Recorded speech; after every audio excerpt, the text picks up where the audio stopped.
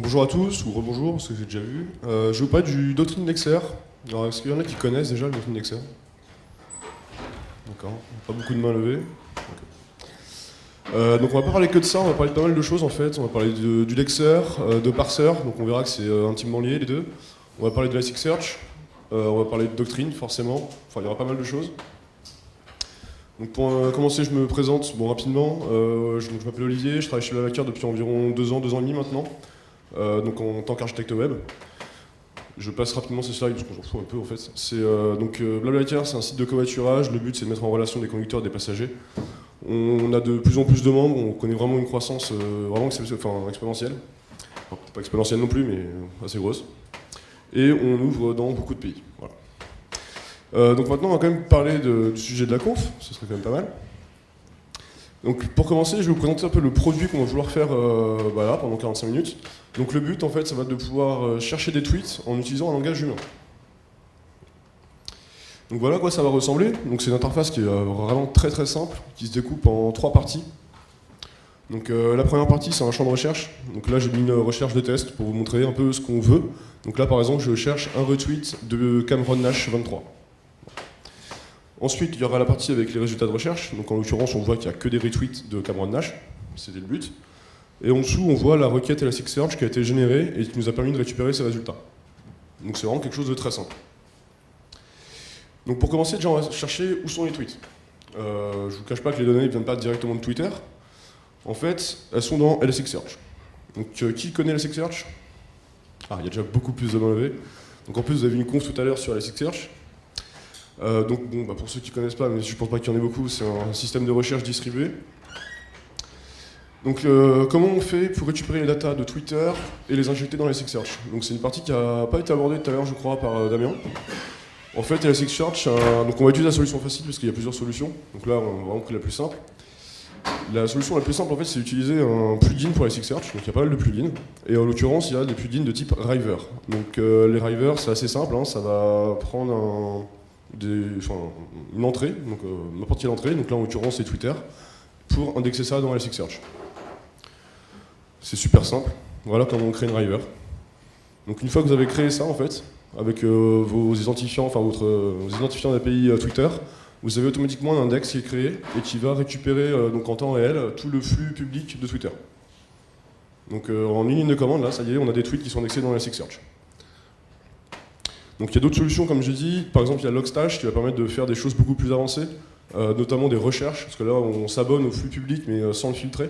Donc dans Logstash, on va pouvoir faire des recherches en fait, sur Twitter et ensuite modifier ces tweets. Et on peut aussi évidemment faire une River externe, parce que j'appelle une River externe, je suis pas sûr qu'il y ait un nom officiel pour ça.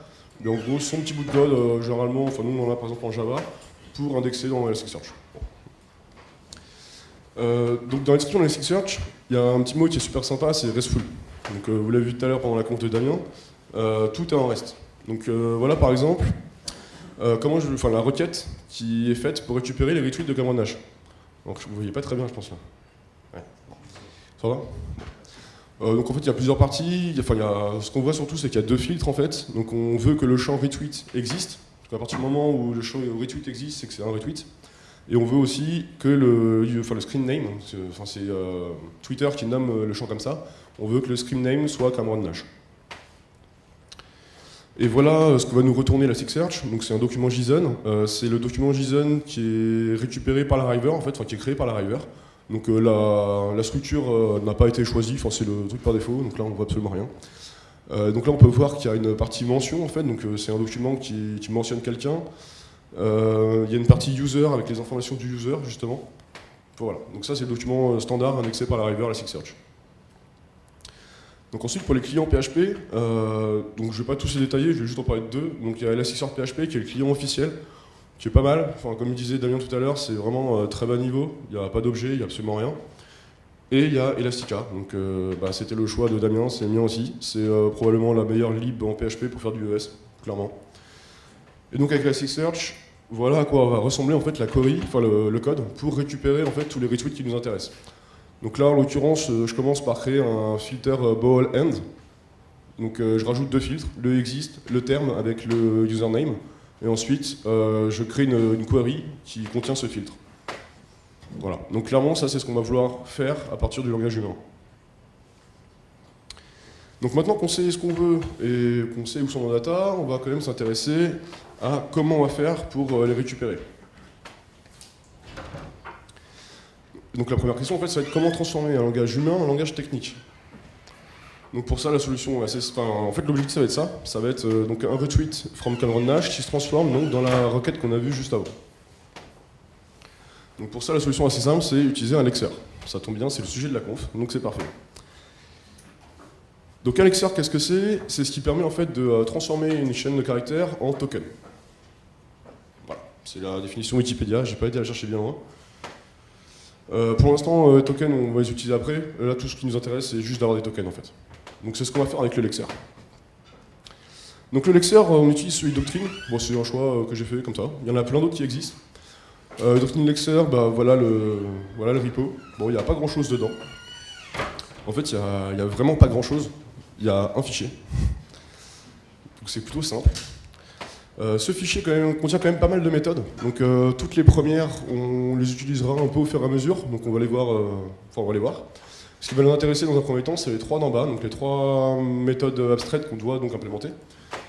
Et pour ça, on va faire un peu de code.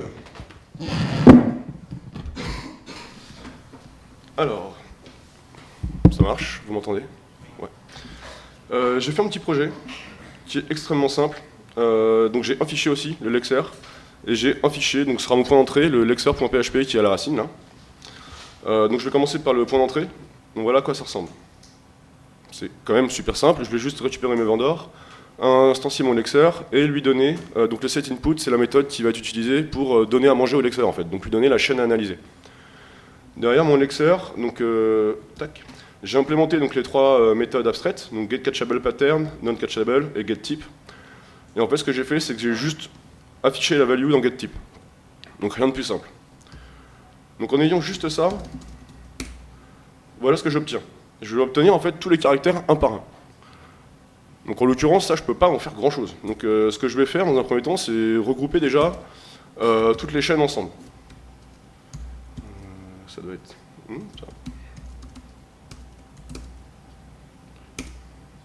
Donc là déjà, c'est un peu plus intéressant, j'ai les différentes parties qui sont regroupées entre elles. Bon. Par contre les espaces, clairement ça va nous servir à rien, donc on va les virer.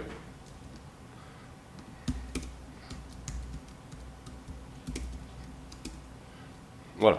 Bon, par contre, le seul truc qui nous dérange, là, c'est le hat qui est ici. On aimerait bien qu'il soit avec Cameron Nash. Du coup, je vais modifier ça.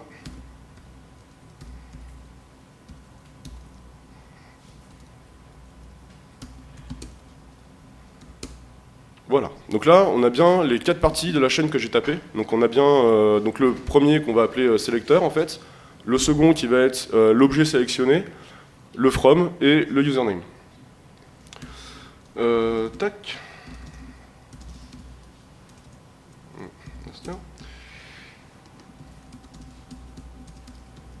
Je vais récupérer la version que j'ai déjà faite, je suis sûr qu'elle marche. Maintenant, ce qui va nous intéresser, c'est de retourner en fait des tokens en fait. Donc les tokens, ce qu'on va faire, c'est que c'est des constantes. Donc je vais les appeler tac tSelector.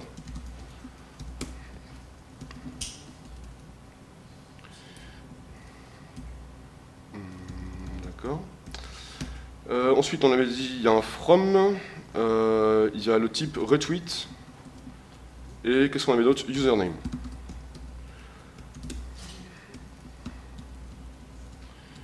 Et donc en fait, donc voilà, là j'ai déclaré mes 4 tokens, donc c'est juste 4 constantes dans la classe, et donc ce que je vais faire en fait, c'est dans la méthode getType, je vais faire un truc très simple, je vais retourner le token qui nous intéresse en fonction de la value, tout simplement. Donc si ma value c'est 1, je vais retourner, on avait dit que c'était t_selector, voilà. Et le principe en fait, ça va être tout simplement de faire ça pour tous les retours possibles. Donc encore une fois, je vais récupérer celui que j'avais fait. Tac. Donc voilà à quoi ça ressemble. Donc j'ai bien mes 4 constantes ici, toujours mes patterns, et en fait là ce que je vais faire, c'est si jamais la value commence par un hat, je vais retourner le token username. Jusque là, c'est logique. Et j'enlève le hat parce que du coup on s'en fout du hat. À partir du moment où on sait que c'est un username, on n'en a plus besoin. Et ensuite, en fonction de la value, je vais retourner le sélecteur qui correspond.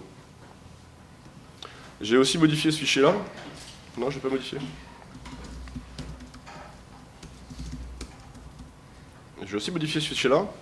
Donc là, en fait, ce que je vais faire, c'est que je vais utiliser la méthode moveNext du lexer pour en fait récupérer le token suivant. Et pour le récupérer, en fait, à chaque fois, donc bref. Donc pour récupérer, j'ai accès à cette variable lookahead, et ensuite je peux récupérer le type.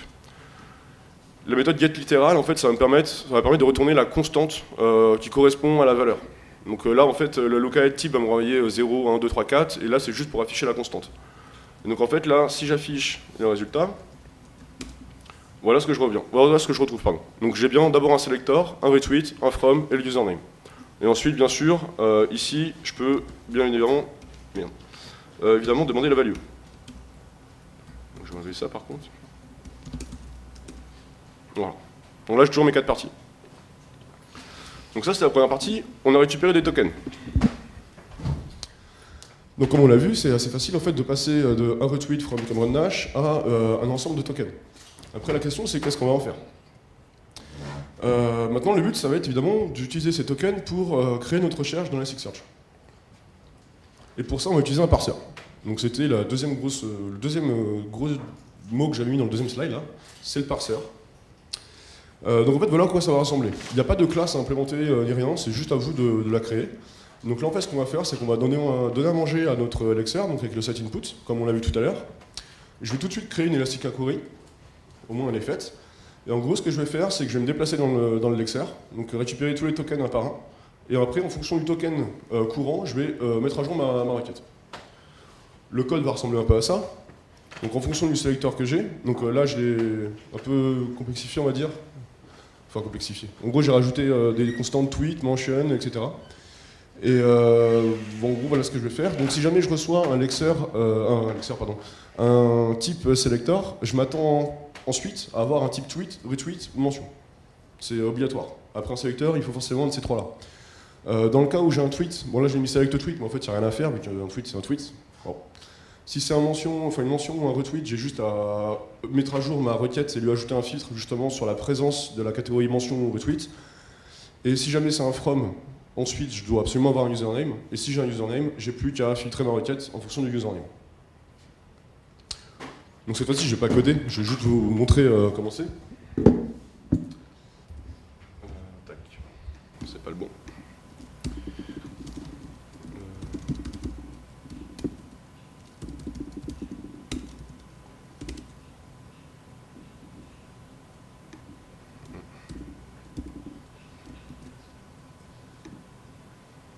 Tac, on va mettre ça en blanc, c'est mieux peut-être, non?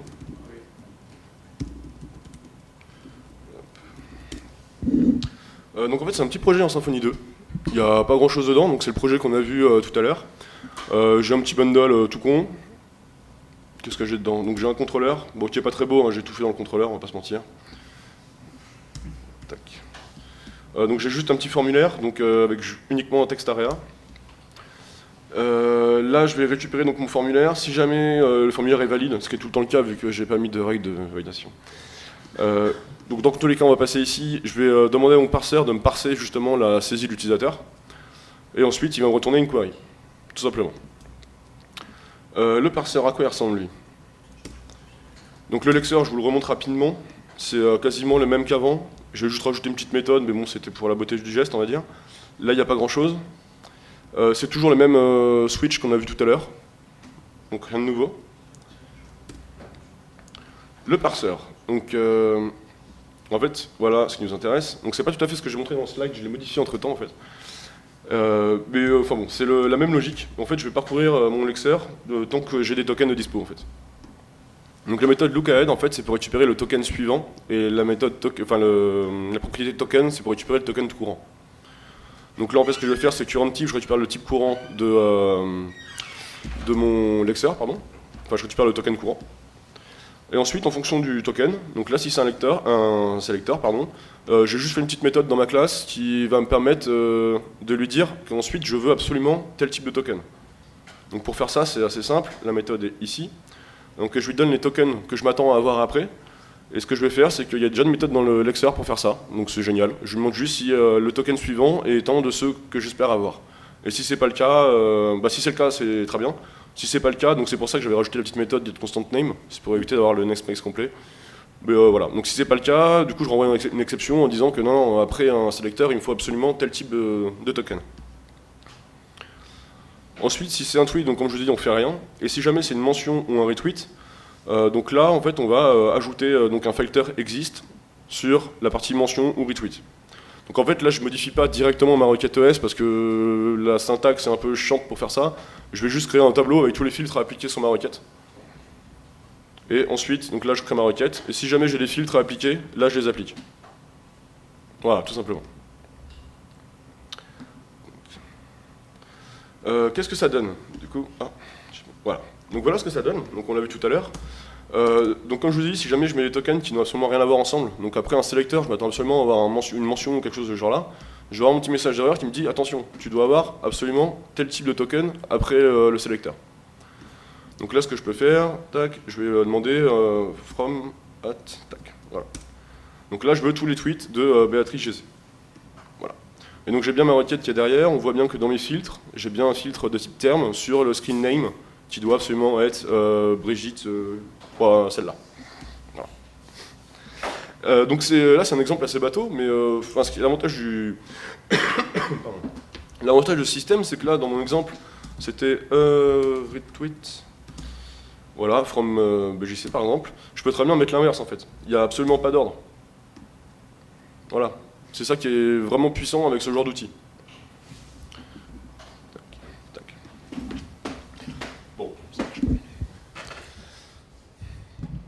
Donc là c'était un petit exemple bon, pour la conf, mais ce serait bien d'en avoir quand même pas mal. Enfin d'autres. Bon. Est-ce que ça parle à quelqu'un ça? Enfin si vous le voyez. Très bien, j'ai entendu Biat. Voilà le genre de truc qu'on peut faire avec un Lexer en fait. Donc pour ceux qui ne connaissent pas, Biat c'est un outil de test, voilà, de test fonctionnel. Ça permet en fait de décrire ce qu'on s'attend à avoir, vraiment dans un langage quasi humain. Donc là le scénario, on décrit un scénario en disant je ne peux pas utiliser un email déjà utilisé. Et ensuite on dit voilà, j'aimerais être à tel endroit, j'aimerais avoir ça, j'aimerais avoir ça. Donc c'est très descriptif et c'est vraiment du langage humain en fait. Et derrière, Biat utilise aussi un parseur. Donc en l'occurrence, ils n'utilisent pas celui de Doctrine, ils ont leur. Le repo s'appelle parseur, mais contient le parseur et le Lexer. Mais c'est encore une fois la même logique. Et les exemples comme ça, il y en a plein. Par contre, ce qui nous intéressait quand même, c'est qu'on a parlé de Doctrine. On va quand même aller voir le Lexer qui est utilisé par Doctrine ORM. Donc déjà, son but, en fait, c'est de transformer votre DQL en SQL. Alors, est-ce que tout le monde connaît le DQL ici? Il y en a qui ne connaissent pas? Bon, parfait. Donc voilà, donc on a notre pseudo-langage DQL, on va le transformer derrière en requête SQL. Bon, ça peut paraître assez simple. Voilà à quoi ressemble leur Lexer. Ils ont 77 tokens, donc c'est un peu plus que les 6 malheureux tokens qu'on a vus précédemment. Ils ont quelques patterns, encore une fois un tout petit peu plus compliqué que celui que j'avais fait juste avant. Celui-là, clairement, j'aurais pas pu le faire en vrai. Pas déconner. Et derrière, la logique est exactement pareille. Ils ont un switch true. Bon, je l'ai extrêmement simplifié ici, mais la logique est la même en fait. C'est à partir du moment où c'est un numérique, on va retourner un token de type float ou integer. Si jamais c'est un type, ça commence par un quote, on sait que c'est un string derrière, etc. Enfin, la logique est vraiment la même, c'est juste retourner des tokens. Par contre, on n'ira pas voir le parseur parce que c'est beaucoup plus compliqué. J'ai voulu aller voir quand même. Je me dis que ça pourrait être pas mal d'avoir un extrait du parseur de Doctrine dans la conf, mais finalement, je me suis dit que non, c'était peut-être pas une bonne idée. Mais bon, il y a un parseur. Mais là, vous vous dites, c'est bien beau tout ça, je vous ai montré les exemples de Biat, de Doctrine, mais à quoi ça va vous servir, vous? C'est un peu la question, c'est joli, quoi. C'est vrai que mon exemple avec les tweets, c'est mignon, mais on s'en fout. Du coup, j'ai envie de vous dire, c'est à vous de faire ce que vous voulez, en fait. Vous pouvez faire tout ce que vous voulez avec ça. Je vais quand même vous donner un exemple de ce qu'on fait chez Blablacar. La photo parle d'elle-même, en fait, c'est exactement pour ça qu'on utilise le Lexer. En fait, on a une personne du marketing chez nous qui s'occupe de tout ce qui est envoi d'emailing. Donc évidemment, l'objectif quand on envoie des emailing, c'est d'envoyer ça à des segments. Donc ce qu'on appelle l'outil de segmentation qui va permettre de sélectionner des personnes en fonction de ce qu'ils sont, de ce qu'ils ont fait, pour leur envoyer les emails. Donc on a déjà un outil dans le back-office qui est donc un outil de recherche, tout ce qu'il y a de plus classique, avec Elasticsearch, avec des belles facettes, tout ça, etc. Donc celle-là, ça lui permet de sélectionner en fait des utilisateurs en fonction de ce qu'ils sont. Donc par exemple, je veux des utilisateurs qui sont inscrits sur le site français, qui ont entre tel âge et tel âge, enfin je dis n'importe quoi. Mais par contre, ce qu'elle aimerait bien derrière, c'est sélectionner des utilisateurs qui, par exemple, ont fait un Paris-Rennes la semaine dernière. Parce que ça pourrait être quand même pas mal de leur dire hey, coucou, ça s'est bien passé ton Paris-Rennes? Regarde, il se passe ça là-bas, faut que tu y retournes. Enfin, je sais pas trop ce qu'elle leur envoie, mais voilà. Dans tous les cas, elle envoie plein d'emails. Donc en fait, là, l'intérêt, c'est... là, je vous ai donné un exemple simple, c'est quelqu'un qui a fait un trajet entre Paris et Rennes. Bon, c'est vraiment l'exemple simple.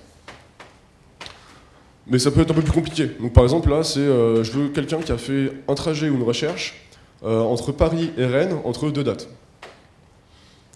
Donc ça, c'est un cas encore assez simple. Donc, enfin voilà comment ça va être découpé derrière. Donc on a bien notre sélecteur,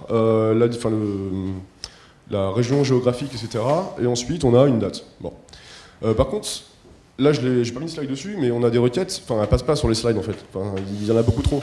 Elle va vouloir, par exemple, toutes les personnes qui ont fait un trajet entre Paris et Rennes, ou entre Paris et Nantes, ou entre Paris, enfin, Paris-Bretagne, on va dire, par exemple. Je vous laisse imaginer l'interface graphique pour faire ça. Enfin, comment vous faites pour combiner, donc là, en plus, il n'y a que du AND, mais non, il y a aussi du OO, pardon. Donc, enfin, on peut mettre du AND, du OO, enfin, comment vous faites pour représenter ça dans une interface? C'est totalement impossible.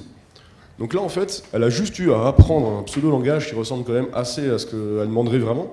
Ah, je veux un trajet entre Paris et Rennes. Voilà. Et à partir de là, donc, on a une requête ES qui va être générée derrière et qui va lui permettre en fait, de sélectionner tous les users qui l'intéressent. Et une fois n'est pas coutume, je crois que j'ai été très vite. J'ai pas vu de panneau cette fois. Ah ouais, d'accord. J'étais observé par la conf. D'accord. Bref. Ça a 20 minutes, il reste 10 minutes. Ah, ça va, je m'attendais à pire. Bref, donc juste, les deux choses à retenir, c'est qu'en gros, le lexer, c'est vraiment pour récupérer des tokens à partir d'une chaîne. Une fois que vous avez ces tokens, il faut juste utiliser un parseur pour en faire ce que vous voulez, en fait. Voilà, donc je vous remercie.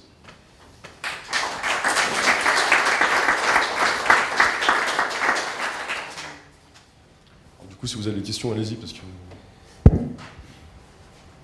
On est parti pour 20 minutes de questions. Bah, merci déjà pour la conf, c'est dommage, tu as un peu bouffé toutes mes questions en nous donnant des cas d'utilisation, etc. Du coup, moi ce qui m'intéresse c'est plus, donc, du coup chez vous, vous l'utilisez plus comme un outil de reporting un peu, pour faire de la présélection quoi.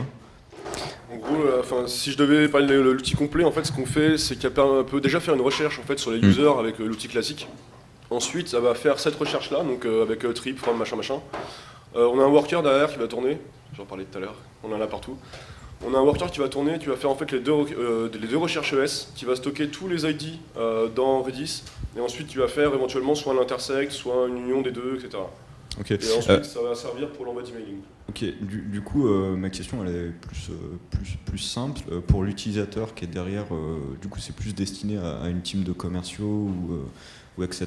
Est-ce que eux, ils l'ont un peu mal vécu de passer justement sur des écrans de reporting traditionnels à base de formes et où on leur a laissé le champ libre? Alors est-ce que la transition elle s'est faite très vite ou est-ce qu'eux ils ont bloqué? Parce que c'est un peu comme quand on va t'imposer un nouveau langage, est-ce que ça les a gênés? Est-ce que ça s'est super bien passé ou... Alors en fait là chez le Bacar, il y a une personne surtout qui utilise énormément cet outil-là.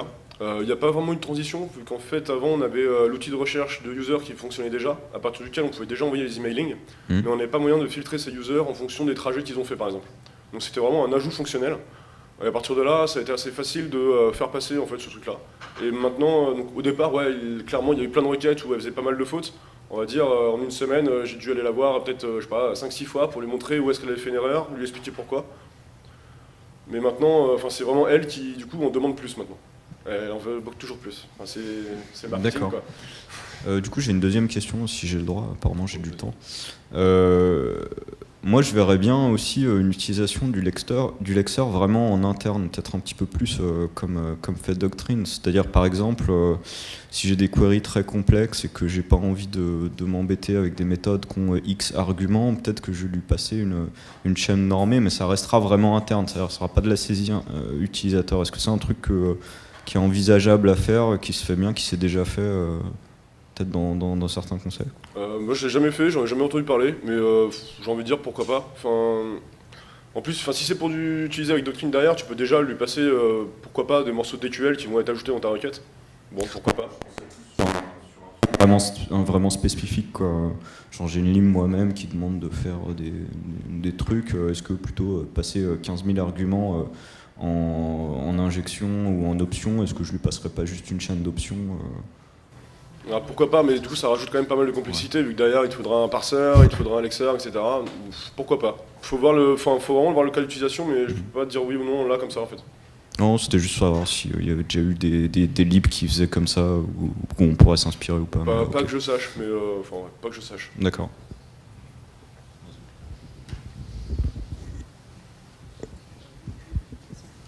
Bonjour.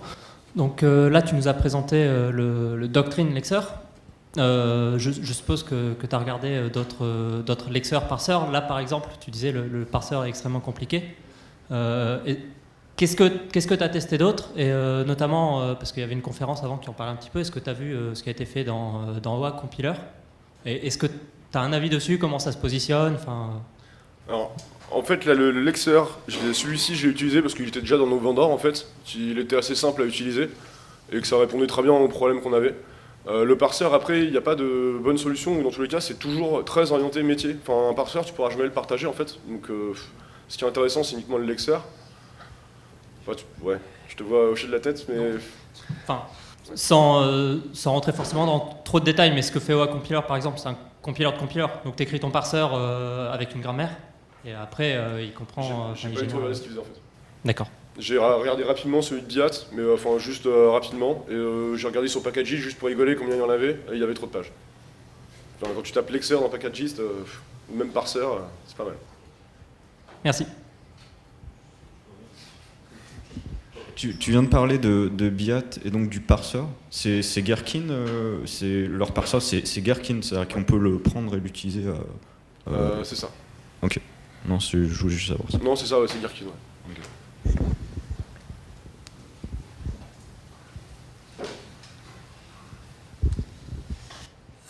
Moi, je voulais savoir par rapport quand on définit les expressions régulières qui correspondent au lexème qu'on veut identifier, comment on doit s'y prendre si on veut récupérer des chaînes de caractères qui sont par exemple délimitées par des guillemets, mais qui peuvent en contenir avec des caractères d'échappement. Est-ce que tu as eu ce problème-là, ou est-ce que tu as vu comment ça se marchait sur le lexeur de Doctrine? Bah, t'as vu les regex de Doctrine? Je sais pas s'ils gèrent ce cas-là, mais elles sont bien complexes. Moi personnellement, j'ai pas du tout géré ce cas-là. Ouais. Mais par contre, effectivement, gérer les guillemets, par contre, c'est assez facile. Dans tous les cas, ça reste des tokens, donc tu vois un guillemet, bah ok, j'ai un token guillemet. Et par contre, tu sais que, derrière, ouais. En fait, ce que je fais, par exemple dans l'exemple, je sais pas si on... Tac. Là, par exemple, il y a des guillemets, genre pour Paris, France, etc. En fait, tout ce qui est dans le guillemet, c'est un seul token. Parce que j'ai une regex derrière qui match cette partie-là. Par contre, je vire les guillemets derrière parce que je m'en fous. Voilà. Mais ouais, je sais pas comment faire avec de l'échappement. Faudrait, je sais pas, une bonne regex, quoi. Si, mais en fait, on fait la section gauche, la section droite de la regex, tu peux dire je match jusqu'à la cause qui n'est pas précédée par un backslash. Et du coup, c'est un seul token qui peut tout.